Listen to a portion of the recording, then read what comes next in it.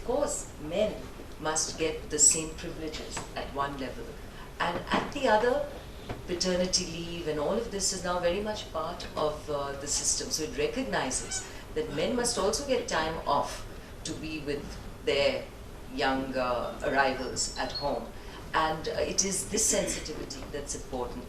And we do have to keep in mind that it is ultimately the family, with the immediate family. I don't think it's gone beyond that. Some organizations are quite good about including families in terms of there's a family day where the family comes in and visits the office and gets to see what goes on there. And there are very good practices which can be brought in to make it a much more holistic place. But at the end of the day, I think it's for the woman to ensure that she can bring the family together around what she does. Yeah. So, Manisha, can I have you come on this to, if you can share any particular regarding managerial, how to improve managerial efficiency, if that's some kind of advice that you can have, and also a message with which we can conclude, coming on to Dipali, and last word to Naina. So my secret of surviving the first 3 years of my child being born was that I had perfected the art of doing SMSs below the table. So I could talk to you, have a full eye contact with you, and check on my daughter from below the table. So that's my tip. I could check if she's come home, if she's had her lunch, if she's napping. So you sort of learn these little tricks to survive the initial years, because as Naina mentioned, the initial years is about, it is your responsibility as the primary caregiver. But having made that comment, I think it's about reaching out, right? I think what we are taught, especially our generation of women being born to perfect homemakers, is that you must be perfect at home. I recall I came back last night from yesterday from Dubai, and my daughter was going to school, and I'd done 2 red eyes. I'd gone to Dubai, come back, I was really tired. And she left for school. I said bye, and I went back to bed. And my mother calls me and says, "This is terrible. Your child called me from the car and said, I need to know something on temperatures or something, and you're sleeping." And I'm like, Jesus Christ, it's okay, I can sleep at 7:30 for half an hour. But that's so taking away the frivolous aspect, the reality is that we are born to perfect homemakers, where for my mother, me and my brother were priority over everyone else. But I think at some point we have to acknowledge that we're not going to be like them if we're going to work and we want to make a little space in society. And outsource, whether it's at work, delegate. A lot of men I see at work, and again, not generalizing, where if you're at playing at 100, your number 2 is somewhere at 10. They keep such a delta because of there's insecurities or whatever. And I think that's the wrong thing to do. If you want to work and you want to flourish and you're confident of your abilities, create a good successor. As I always say to my team members, tomorrow if I drop dead under a bus, this firm should go on. I mean, whether it was UBS or whether it's Moelis, it's not about Manisha, it's about the firm, and the firm must carry on. So I think at work, create good team who understands you, who connects with you well, who you do a lot for them in terms of development, etc. So they're committed to you, committed to the firm. And similarly at home. At home, I think enough has been discussed. But at home, reach out for help, right? Whether it's to and no better country than India. I look at my peers in the US and UK and the way they struggle. There is no support system. There are no nannies. Everything's so expensive. Doctors are not available. Anything happens to us, our doctors come home. Where in the world do you see this kind of things? My brother lives in Singapore. Over the weekend, if his son is unwell, there's no doctor, right? Doctor will come on Monday evening. Till then, you need to manage your child. So I think it's a fabulous country, but I think it's up to us to acknowledge that if we have to keep all balls up in the air and we're a good juggler, then you cannot over-focus on one ball over the other. Some things will slip sometimes. You need to outsource. You can't be perfect at everything, and reach out to the mother-in-law. When in trouble. So along with a good spouse, you should also scout for a good mother-in-law. Make sure. First check out the mother-in-law, then the husband. Husband is second. Job done, exactly.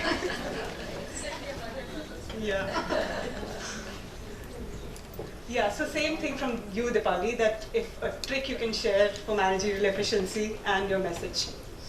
That again, I think Naina and Manisha have said it all. It's again about managing and delegating and empowering people.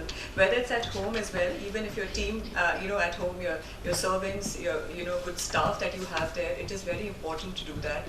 and also at work. I mean, create a solid team, and I think it's important because due to insecurities, people don't do that. But I think that all can be done when you have your a performance evaluation, and that is a mandate that they create a successor. So I think that is very important to have as a support system. I think that's where we really need to go. And one thing I think we need to really should do as mothers, teach your children how to respect you as well as themselves and about what you're doing. Because whatever you do, I think they'll come back and say, Mom, you're not giving me time, or you're not doing that. But I think by the end of it, they are going to see what you are doing and they will aspire to be like you. And if you can teach them to respect what you're doing, I think that will resolve most of the things that do happen. I just want to say that today when I was coming, my daughter is in Brown, and she said, Mom, all the best for this, and she sent me some data as well. So I'm just saying that share what you're doing with your children, and you don't know, you might just find a confidant with them as well. Wonderful, yeah, absolutely. And actually, Dipali, you said a very right thing, that when girls are growing up and their women and their mothers are working, which my mother was when I was growing up. So that's right, that many times you have that grudge that she's not giving me time. But I can tell you at this stage of my life, I constantly go back for inspiration to my mother, and I find her an icon in my life. Absolutely. That I draw my strength from her to stay on the course, and I admire her more. How much I cribbed at that stage, I think my admiration by the day is growing deeper and deeper. And I'm looking forward to copying her in the further years of her life. So, really, that gives me strength. So I think, Naina, I want to ask you also that... I think both Manisha and Dipali and you, Sonia, have put this across really well. So little to add here, except to say that, so I did my little test check with my 22-year-old who's back from her undergraduate studies on, so you can tell me honestly now, did you really mind my not being around all the time? And I missed important events, birthdays, etc. And she's working now, so how do you feel about it? And her first reaction was to pull my leg and say, so what are you doing at home today? but essentially her answer was, no. I'm very proud of you for what you do. You were always there for me, and whether you were there physically or not. And no, I have absolutely no regrets that you worked as you did while I was growing up. And I think sometimes maybe the guilt we feel is a guilt which goes beyond the reality. Kids adjust so quickly to the fact that you're not there when they come home from school, but they can call you the minute they come home from school, that you're there for them when you really want to be and they need you. And you work out your equations. And how you fulfill those, of course, depends on all the points that Manisha, Dipali made in terms of the structures you create around you and the way you manage your time and indeed induct the support of family members and people at work to help you go along. So I think this debate is endless. It is going to go on, and maybe it get a little easier for women, as I think everything first rests on the economic development of the country. After the UPA2 government out, we don't know which government is going to come in. But if the economic progress takes place, I think women are, of course, the ones to gain from it most, because of the job opportunities created, because of surplus income, and all of that which comes in with it. So this debate, this discussion, either in forums like this or in private, my sister Madhvi Advani is here, my friend Jyoti Rai is here, very dear friend, and Vaishali is here. So in our private conversation, of course, because we all want to do something with life, so that discussion goes on. In forums like this, the discussion will go on. And hopefully a better society will evolve, because for society also, it's a kind of a new phenomena, which over the past 10, 20, 30 years, we've seen that women are at the forefront, and they're inspiring more women. More women want to be successful in positions of command and self-confident and self-assured like them. So I think for me, the last thing I want to conclude it is with something in our language in Hindi, which connects most with people, which I say that जीत के लिए सिर्फ जुनून चाहिए, खून में हो उबाल, ऐसा हो खून जिसमें उबाल चाहिए, and आसमां भी आएगा ज़मीन पर, बस दिल में एक जुनून चाहिए. So I think with that. And I hand over to Neeta to, I think, start the Q&A session, which I think we have just. Thank you, Sonia, Naina ji, Dipali, Manisha, and all of you. It's truly wonderful, and all the success mantras on efficiency, and we've learned they're really, really beautiful. Now I open the house to the Q&A session, and please give your name, raise your hand, give your name, and then ask your brief question to the point. You know, whom you would like to address that question to, if specifically, that would be really very nice. Mike, Anshu, can we have the mic? Yeah. I just want to say that if you're not married well, or you don't have a great mother-in-law, don't despair. You can. We've just taken out a book in Flow. In April it was released. It's 150 stories of grassroots entrepreneurs. Everybody should go through that if it's on our link already, Manju. It talks about women who were so resilient, who started with daily workers, labor, and they have now got 3 flats in Ahmedabad sometimes. So when you see the narrative and how they have opened banks to lend to people similar to them, and a farmer team, a husband and wife team of farmers came and they wanted to open this Mandesi bank, and they went to the Reserve Bank because they said maybe they are going to be able to help them, kind of thing, and they have become a bank today. So nobody has to despair. Yeah. Thank you. You are set, you're set. And I just want to tell you, I'm going to be meeting Chetna at 2 o'clock in fact, who started the Mandeshi Bank. And there are fantastic stories, and it's wonderful that Figgy Flow has put out this book to capture some of these great stories. Yeah. My name is Namita Gautam. I've been a past president, and I also, one or two comments, that I want to recognize Dipali as the first Y-Flow chairperson of Mumbai chapter. Yeah, I'm very proud of her. And one thing that, have you ever been called, I will ask everybody, have you ever been called Hitler in the workplace and at home? And have you learned to say no? That is, I think, a very important mantra for me to say no.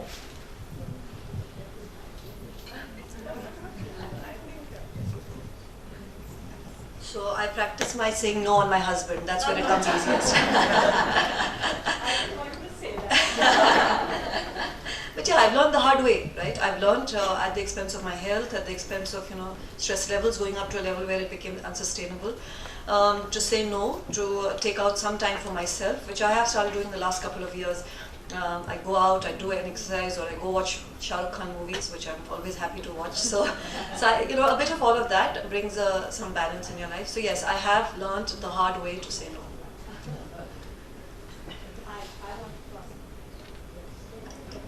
Please give your name. Okay, this mic is not working. Anyways, my name is Chinmoy. I'm a Y-Flow member. I would like to ask a query because I'm from corporate. Something happened with me in my corporate life which made me an entrepreneur today. I was working as a senior manager HR with a Canadian organization. They came to know I'm on a family way and they asked me to leave the job. So I'm on hiring and I'm doing a hiring business and a recruitment business that made me work as a recruiter. I'm all this while hearing this, pardon me by saying fancy things. When we reach a zenith in your career, you can talk about, we do these things. I'm struggling towards it. I'm in a fix, I'm an entrepreneur. I started this recruitment business only because I wanted to make a change in the society. In my hiring employees, and I feel that I should, hiring only those employees, especially for women who want to come back to corporate life when they are on a family way and they're not paid equally. Probably your salary, what you had left when you were working, is not the same salary you're paid when you put an application to the same organization maybe a year after. Because they say that for a year, this resource has not been working and it has not been useful, you're not with the corporate. Though the resource have been different forums, is active, has the same KRAs, which it can, I'm talking about in HR language because I'm from HR domain, has the same competency and it can deliver. But when applications are for those ongoing employees who are already into the industry and they come and they are recruited. So we know n number of women who have gone through the same pain, and they're today with me, they work for small assignments for me for different corporates. I have only 5 or 7 clients and I'm working for recruitment business. But still, I feel that somehow you were in a senior position in an organization, and because of a rule that, you're on a family way, you take a sabbatical maybe for a year, you don't have a supportive family, maybe they're ill parents who cannot take care of your baby, you have to manage it yourself, you cannot go back to corporate. What are the policies which are coming up for such scenarios where women really want to come back to corporates in the same pay cycle they were, probably they were at 8 lakhs, they want to come at 8 lakhs itself. They're not being paid. They're paid 6 lakhs because 1 year they've lost, not being in corporate. Right, Jilma. So I think the journey for companies is still very new in this. Even if you look at policies to do with flexi hours, etc., these are really things which Indian companies, largely multinationals, have brought to India firstly. So it's best practices abroad getting imported in here, and have really begun to surface over the last 4 to 5 years, which is very, I don't know when this event happened to you, was it? 2010. Yeah, so in this sort of ban, so the journey of a large number of corporates is new, so at least the ones that have brought it in, that's one tick. The other on implementation, I would say the experience has been very mixed, and I brought it up saying very often you have to bring your managers onto that cycle. You can say you have a policy, but in fact, in spirit, it is not being implemented. So it is all part of that process, and it's not a perfect world there at all, but at least the ability to call on it exists. And about women joining back, the policy on sabbaticals has to be that a woman comes back to a job at a similar level, but she may not be able to come back to the same job she was doing. Now, a company, if you are in a job that requires you to travel to Timbuktu every second day, you may not want to come back into that job. So the company finds you an equivalent job, which may end up being lower paying. So the definition has to be not, am I coming back for the same pay, but am I getting the same amount as the job I've opted to do, or that the organization has found as reasonable for me? Because it has to be reasonable in that I want to be in the city, I want to be in a job, don't travel, I want to be in a job, I work 9 to 5, maybe very different to the job I occupied, which was higher paying. I might have been an investment banker who earns more than a corporate banker. So it is a subject of discussion. I think it would be unreasonable if we set out there. It would be unreasonable, it would have a backlash, because guys would be saying, what the hell is going on? Aren't I getting these privileges, right? But the fairness has to come in terms of, if the job I come back to do, it should be the same price point as a guy who is doing the same job. And the level should be the same, as in not level of pay, but level, the band that I work in. So it is a bit of a negotiation when you come back. If you want to come back, I was actually in a role which required a lot of travel, and I continued in that role through my whole time of childbearing. So there was no issue. So if you want to be in that job because you feel you can handle it for whatever reason, then of course the pay must be the same. So I think it has to really be job for job, person for person, but the individual has to know how to negotiate her way into that particular position. But many women come back asking for a lot of concessions back at the workplace, and I think there the corporation continues to therefore have to engage with finding the right slot, right position, and that's the difference. So we have to be sensitive to that. It can't be a strident call for equality without being reasonable. Then if you want equality, then you behave equally with If you everyone take a else. gap, the resource ability to work at the same role doesn't, diminishes. If the person is really in touch with the industry, No, I'm that's talking fine. about So then she can come back to the same role. I'm saying that very often the women coming back say that I don't think I can fulfill the duties that I had because I don't want to travel. I don't want to do ABC. Then you can't demand a role back which an organization requires you in, right? So that is the negotiation I'm talking about. Okay. Yeah, next question. Yeah, good afternoon. My name is Latta Paul. You say you all have given a very nice presentation about women and the success mantras, but two very severe issues which women face. I would like to, you all to throw some light on that. Your question? Yeah, my question is, you say in the corporate world, that unfortunately it's a man's world, and there is a corporate couch, like in the film industry, there is a casting couch. You see, if your boss is that type and his super boss is also like that, so many women just cannot rise because of that. And the other issue is about safety. You see, men have this attitude that you want to rise, you want same pay, you want same work. If you are working till 10, you work till 10. And you see, everybody cannot afford drivers, or maybe the driver can also become aggressive. So you see, the safety, if I have to drive back alone, or any young woman from Gurgaon alone all the way somewhere, you see, that angle is there, and you have to consider that. When many parents tell their children to give up the job because of the safety angle. So how do women rise? I would like to know that. There are just, I think there's special cells nowadays, and every corporate that there are these sexual harassment cells, and there are these cells, run by the women and the women employees, and they can take it up with anybody. I mean, and these are not rosy pictures. I mean, I must say that I work in the manufacturing environment in the backward region of Gujarat and the Anjar and Kutch, and there are these issues that happen. But these are the cells which are now created. Women are made aware. So, and by the end of it, we also can make ourselves very, very secure by making ourselves strong, I mean, physically as well. And